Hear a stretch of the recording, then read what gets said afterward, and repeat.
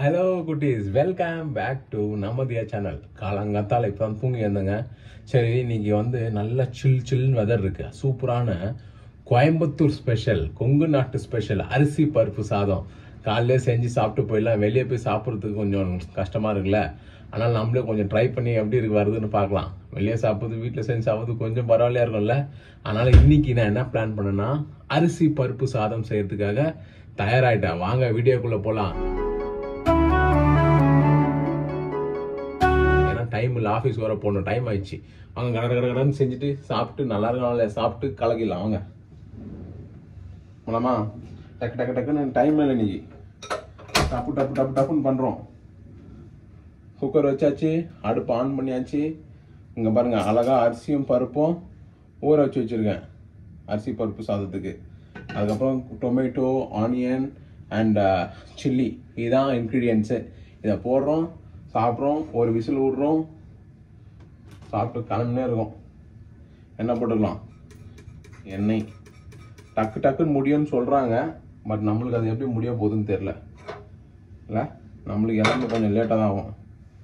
இது கொஞ்சம் என்னென்ன போட்டுக்கலான்னா, ஃபஸ்ட்டு கடுகு தான் மெயினான இன்க்ரீடியன்ஸ். கடுகு டக்குன்னு போடும். கடுகு போட்டு ஜீரகம், கடுகு போடு. என்ன சவுண்டு கேட்கல? ஐயோ, எண்ணெய் காயில போல நம்ம அவசரத்துக்கு. ஏதோ சவுண்ட் கேட்குது லைட்டா. கடுகு, ஜீரகம், ரைட்டு சவுண்ட் கேட்குது. ஜீரகம் போடு. கரண்ட் எத்தனை வரல போலங்க. கடுகு ஜீரகம் போட்டுட்டேன். நல்லா சூப்பராக மனம் அடிக்கிறது. போட்ட வீடு ஃபுல்லாக தெரிச்சிட்டான். அடுத்தது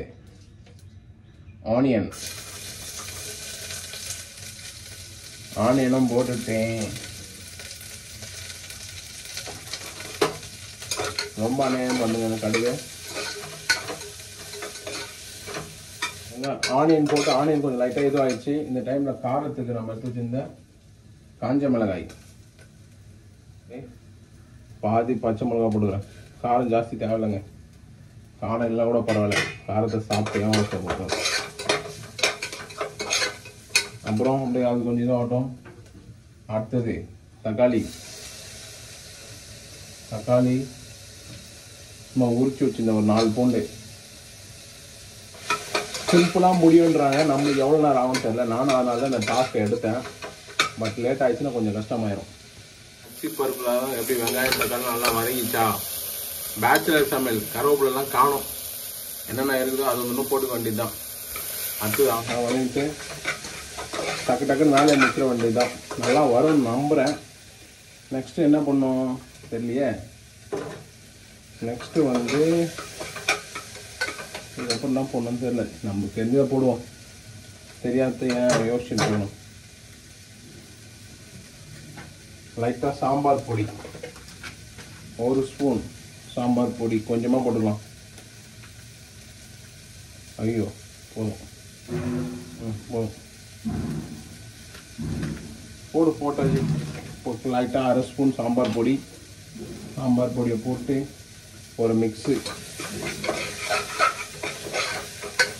சும்மா ஒரு ஆளுக்கு தான் சொல்லிட்டு சும்மா கொஞ்சம் அரிசியை உள்ளே போட்டுடலாம். அரிசியும் பருப்பும் ஊற வச்சு வச்சுருக்கேன். இது வந்து பிரியாணி. இந்த சாப்பாடு நஃபமா அப்படி இருக்கும் எப்படி இருக்கும்ன்றாங்க. ஆனால் நம்ம செய்ய போகிறது எப்படி இருக்குன்னு தெரியல. பார்ப்போம். அப்படியே வேற வருவோம், அப்படின்னு நிறைய ஹைப்லாம் வந்துருவோம். நீங்களே பார்த்துருப்பீங்க. பட் நம்ம செய்கிறது அது மாதிரி வச்சு போட்டும். மஞ்சள் பொடி தேவைப்படும். தண்ணி வேணும் முன்னாடி. அளவா ஊற்றிப்போம், ரொம்ப ஜாஸ்தி ஊற்றிருப்போம். நான் 1 கப்பு அரிசி எடுத்தேன். குழஞ்சிருந்தால் நல்லாயிருக்கும். ஏன்னா இதை கொஞ்சம் குழஞ்சாதான் நல்லா டேஸ்ட் இருக்கும். சாப்பாடு மாதிரி சாப்பிட்டா நாளைக்கு. 1 கப்பு அரிசிக்கு நல்லா 1.5 கப் தண்ணி ஊற்றிட்டேன். 1/2 கப் அரிசி எடுத்தேன், 1.5 கப் தண்ணி ஊற்றியாச்சு.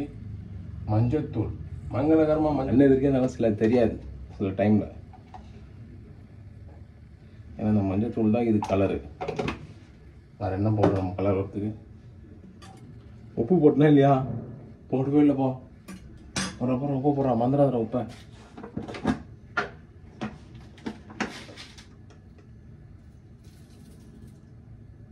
பண்ணனா தெரியும். இது வந்து பேச்சுலர் அரிசி பருப்பு சாதம், ப்ரொஃபஷனல்லாம் கிடையாது. நம்மளுக்கு என்ன தெரியுதோ அது செஞ்சது.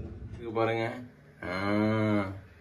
ஏதோ ஒரு கலரில் இருக்குது, நல்லா தான் வரும்னு நினைக்கிறேன். பார்த்தீங்கன்னா பன்னீர் ரொம்ப நாளுமாக கிடக்குது, அதனால் லைட்டாக அந்த பன்னீரை மேக்னேட் பண்ணி சும்மா ஒரு தவா ஃப்ரை மாதிரி பண்ணிடலாம் சொல்லிட்டு ஒரு ஐடியா. அதுக்காக பன்னீர் கட் பண்ணி வச்சுருக்கேன்.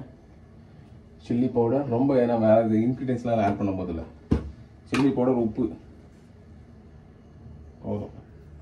அதை மட்டும் மிக்ஸ் பண்ணி பன்னீரை போட்டு சும்மா லைட்டாக ஒரு மேக்னேட் பண்ணி வாங்க. அழகாக இருக்கா பன்னீர்? அப்படியே மிக்ஸ் பண்ண வேண்டியதான். மிக்ஸ் பண்ணிக்குவோம்.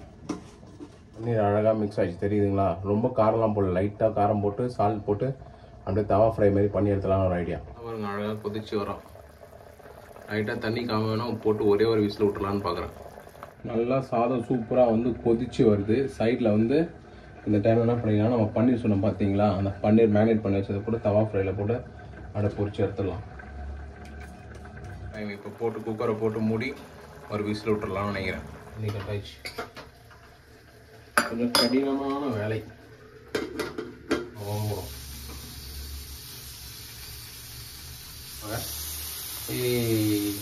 கொஞ்சம் தூரமாக நிற்பேன், ஏன்னா எனக்கு கொஞ்சம் ரொம்ப பயம்.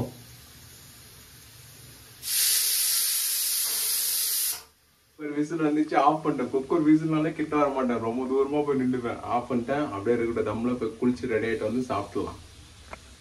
குக்கர் விசில் போயிட்டு இருக்கோன்னு நினைக்கிறேன். திறந்து பார்த்துருவோம். விசில் போயிட்டான். எங்கடா கரண்டி பாருங்க, எப்படி இருக்கு, அழகா இருக்கா? நல்லா வாசனை போ. இந்த இருக்குமா தெரியலையே. பிளேட்ல போட்டுடலாம்.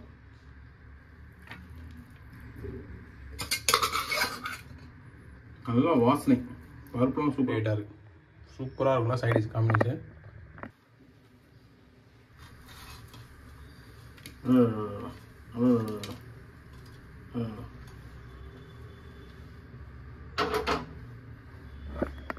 அரிசி பருப்பு சாதம், பன்னீர் ஒரு ஸ்பெஷல்.